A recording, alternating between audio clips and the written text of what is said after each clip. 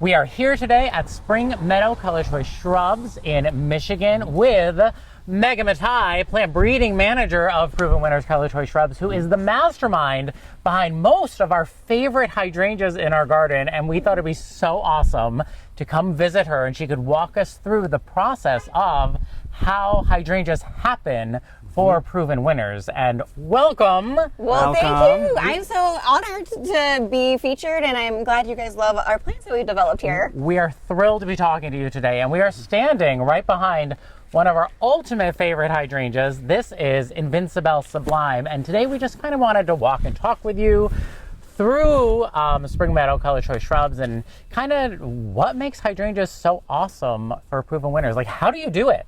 Okay. Like, how do you make the magic happen? Well, that's going to be a 3-hour-long video, and I don't think we have time for that. No, all right, so we'll do like the Cliff Notes version. A lot of the internal breeding we do here, it starts very traditional. You choose a mother, you choose a father, and you kind of cross those plants, you get the seed, and it's all about the seed. You sow those seedlings out, and you start watching all the babies, and then you start seeing differences amongst those plants. Okay, now, why don't we have hydrangea seedlings in the garden?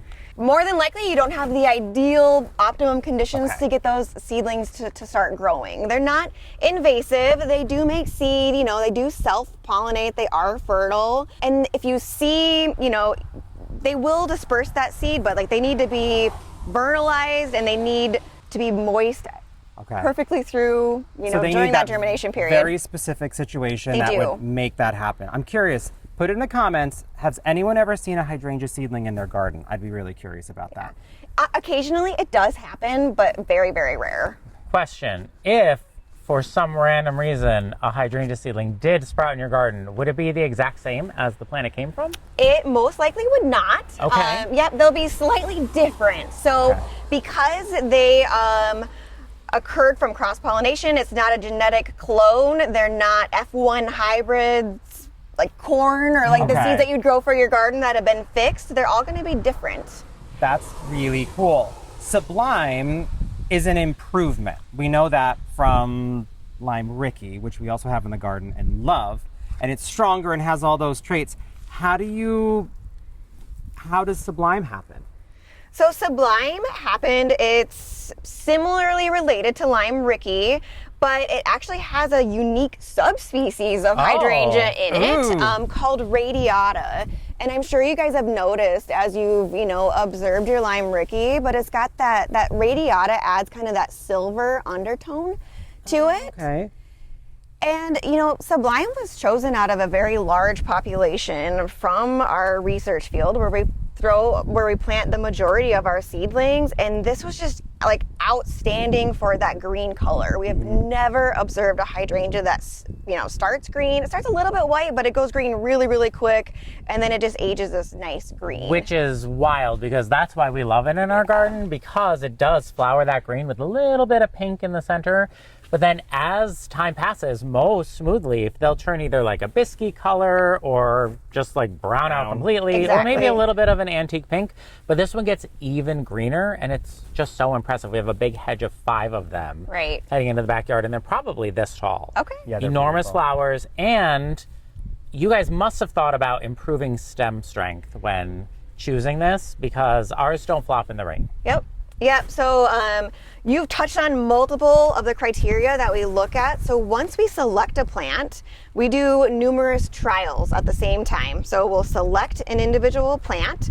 We do a container trial because it's really important that our growers can grow a good plant for us. And so that stem strength is, you know, a #1 requirement for somebody who's going to grow it in a grower. And then that also translates to the garden. And we do a garden trial, which I believe you guys were at yesterday. Yes. And are going to be wandering around at later your trip. And so the plant has to perform well in all of those areas. How many seedlings were in the row or the field, and then this little baby was in there?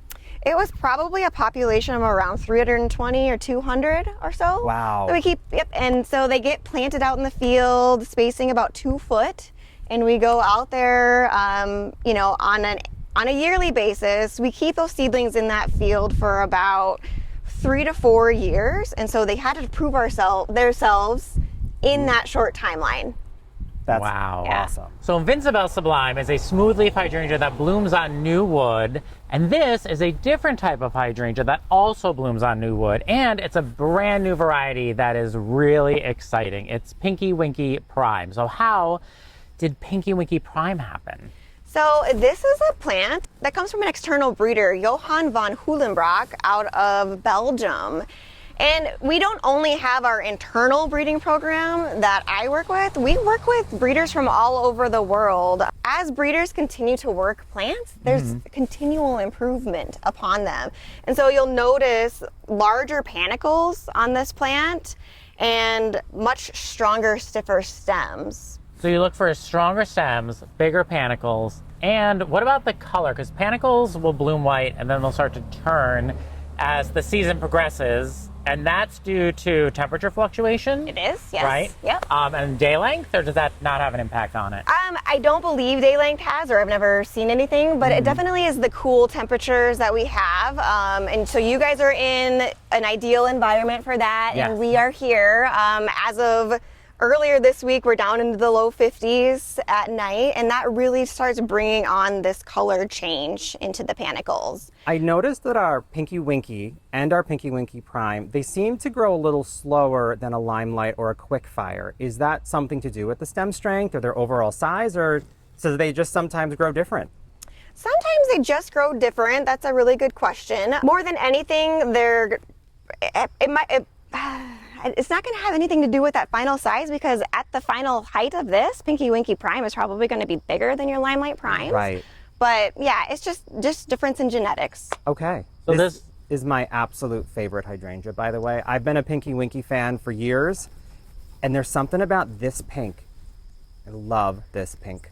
So this was another situation where you looked for stronger stems, earlier bloom time, or not necessarily? Nope. So for our panicle hydrangeas, we're trying to cover the mode of that bloom time. So some things actually start blooming late June, early July would be the earliest in the lineup for us. And then some things just started blooming a couple weeks ago. And so we're trying to fill that whole range, that whole timeline range, because like you notice, like these don't rebloom like a hydrangea mac would. Yeah. So you want gardeners to be able to have hydrangea options for every time of the growing season. Exactly. Yep. I love this plant. One of the cool things about Spring Meadow Nursery is that we're actually in the parking lot, and the gardens look this good. This is a very display area. The trial garden, where we're going to go later on today, is lush and full, and this is awesome because we get to see the specimens so up close. Now, this is Tuff Stuff Top Fun. Is there anything besides the mountain versus the big leaf, like that makes Serrata and the big leaf different? No, and so this is mainly, like you mentioned, so there's two different species, and some people, and as you know, scientists continue to research this, are thinking that Serrata may even just be a subspecies of hydrangea mac. Oh. But they do originate from two different areas.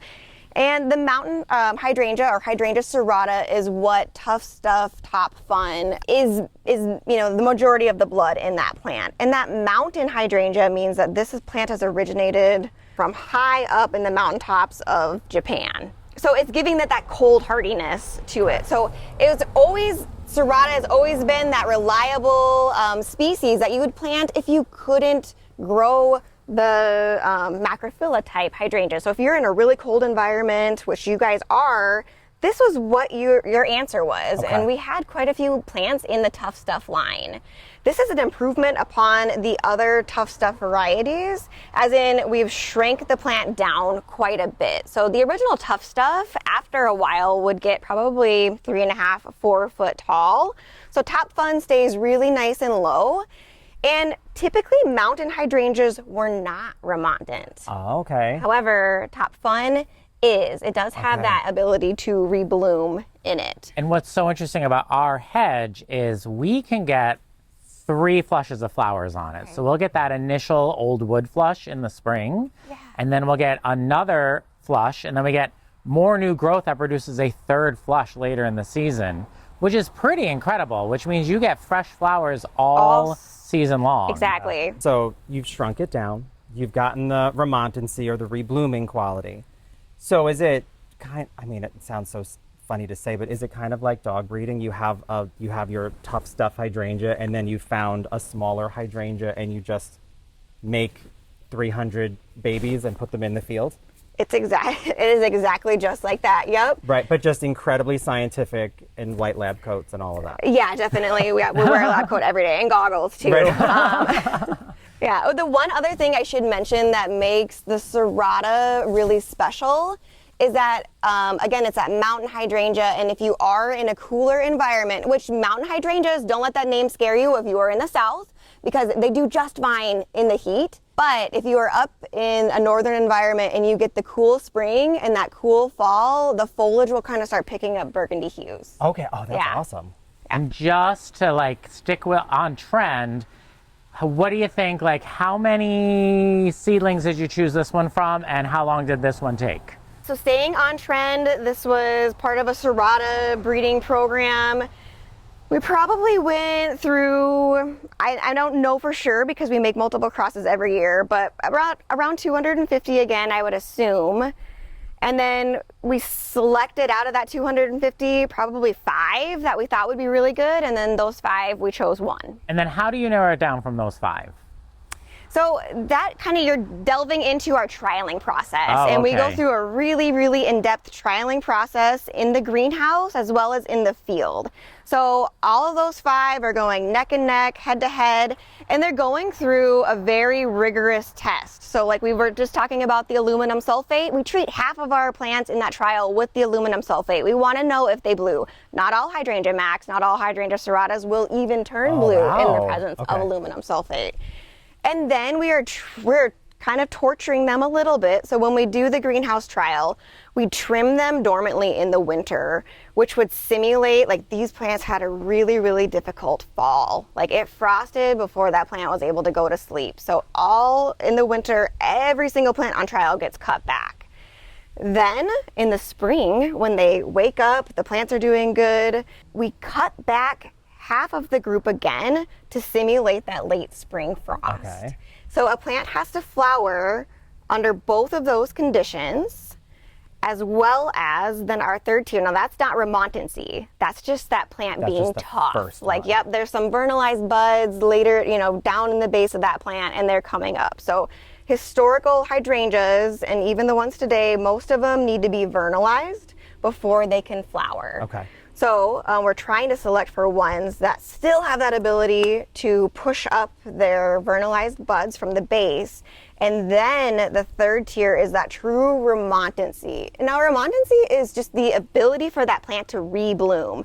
And what that means is it's able to push out side shoots. And like you guys mentioned earlier, you're getting 3 tiers of flowers on them. So those are unvernalized. Okay. So that's where we're seeing that true remontancy, or it's able to flower off of unvernalized flowers. And so vernalized, for the majority of people, might need to know what it means. It just has to go through that cold period, right? Yep. Yeah. Vernalization just means that a plant has had, a set number of days. Different plants require a certain amount of cold, cool days, and that's vernalization. So I don't know what it is for hydrangea max. Probably like 60 days of at least that cool temperature or more. And we certainly have that. We sure do. Do you find that as time goes by at Proven Winners ColorChoice Shrubs and you're not more successful, but experiencing different successes as you're breeding, that your standards become even higher every year?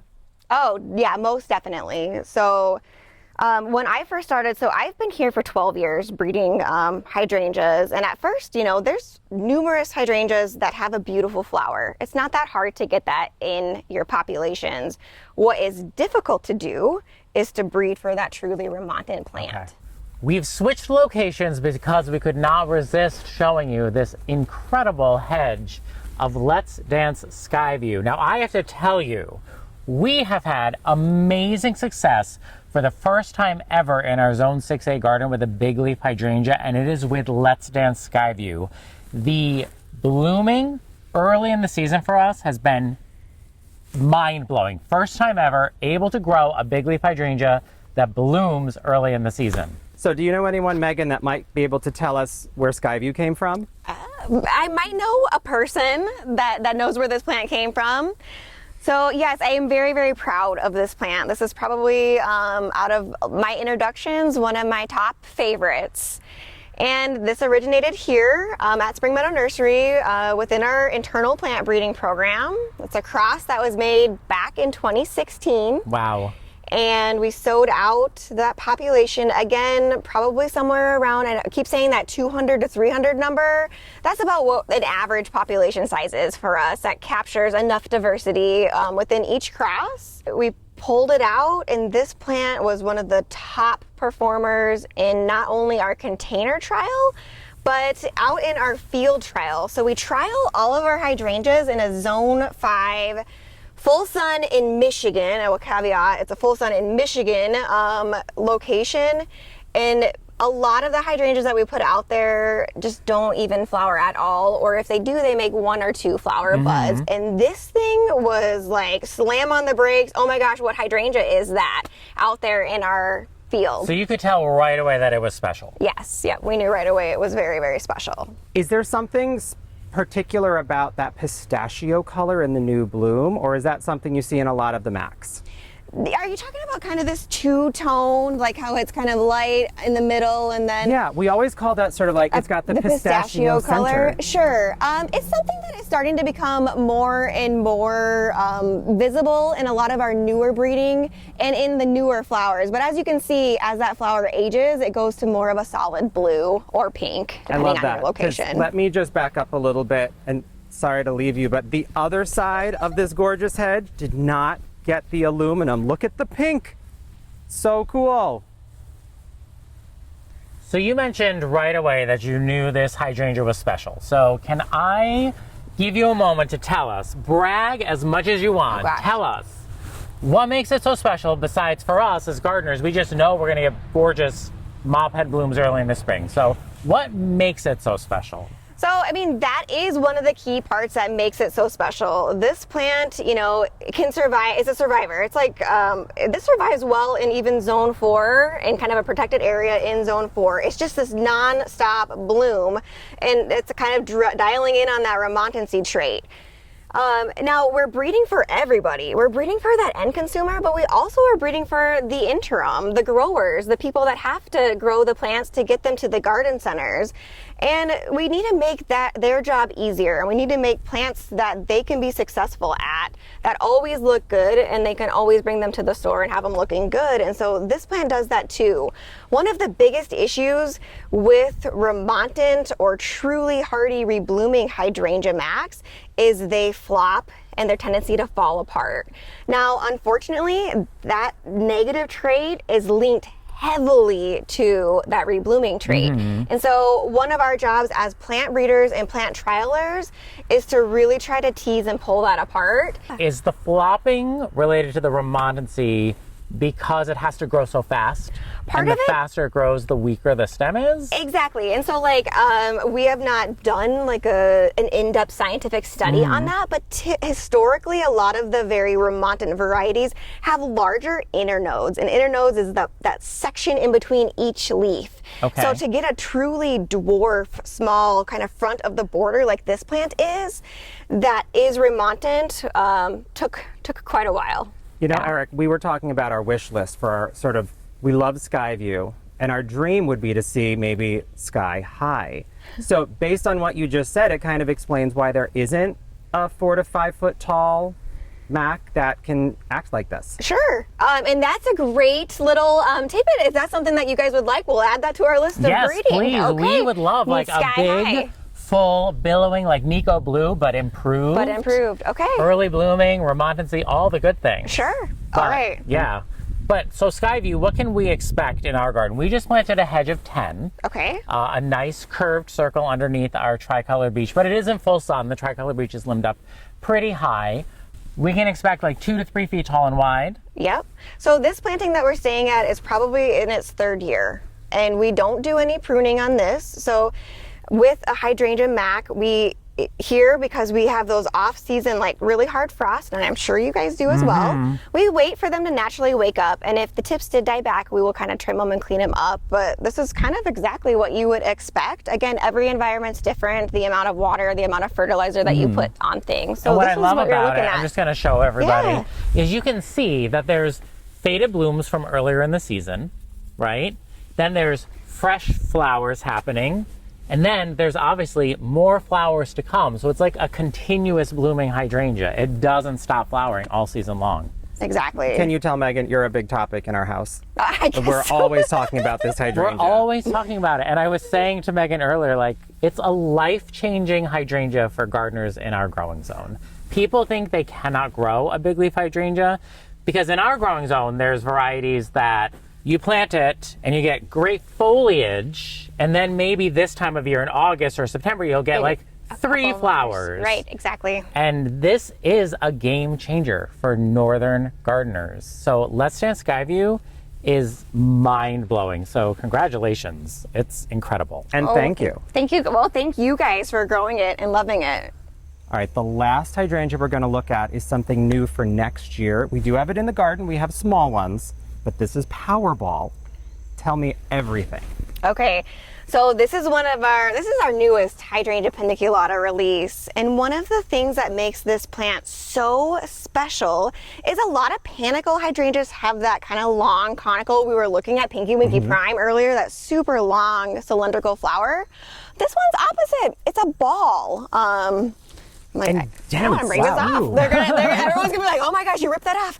But it's just a ball. It's like a softball, and it's dense too. It's super, super dense. It is, in that lineup of whether it's an early flowering or a late flowering variety, this is going to be on that later end. She just started flowering for us here in Michigan.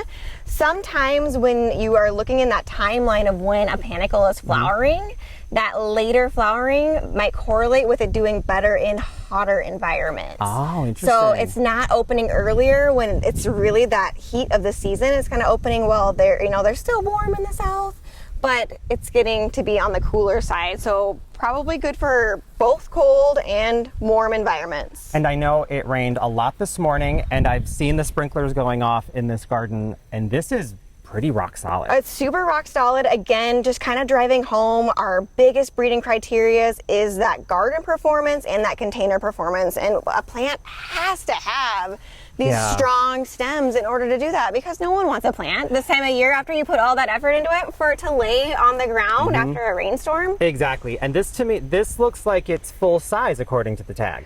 This is pretty much full size. And again, on a hydrangea paniculata, they are going to continue to grow. So if you don't trim this plant back, it eventually, it's going to put on growth every single year. Okay. Plants don't just hit their height and stop. Plants never read the plant tag. Right, I'm they do not. They do not. But one of the best things about hydrangeas that bloom on new wood is you can cut them back to whatever height you want them at and kind of keep them and maintain them at that height. I love that. And I noticed the ones at home, it looks like you're dipping an Easter egg. The pink has to wrap around. It's the cutest The thing. pink, yep, and it's got a little bit more of those golden yellows and kind of that green to it. It doesn't Yep, have that like true white. Right, yep. Yeah. So Christopher It mentioned just- that this looked like it was pretty much full size. So how long has this been in the trial garden that we would expect? We're How many looking years? at about at least a 6-year-old plant here, if memory serves me well. It's probably a 6-year-old planting. There's 3 up front, and then there's 2 more in the back. So there's 5 plants here in this location. It's a really exciting introduction because I feel like people who struggle with getting that mop head flower that live maybe in a warmer climate because it might burn out in the full sun or something, they can get that look with this variety, which is a panicle variety, but they can get that nice round, full, beautiful look in a hotter, more full sun environment. Yeah. I love this one. Thank you so much for joining us today and showing us how hydrangeas happen at Spring Meadow Proven Winners ColorChoice Shrubs. Again, I'm Eric. I'm Megan. And I'm Christopher. And we're Grow For Me Gardening. Thanks for growing with us.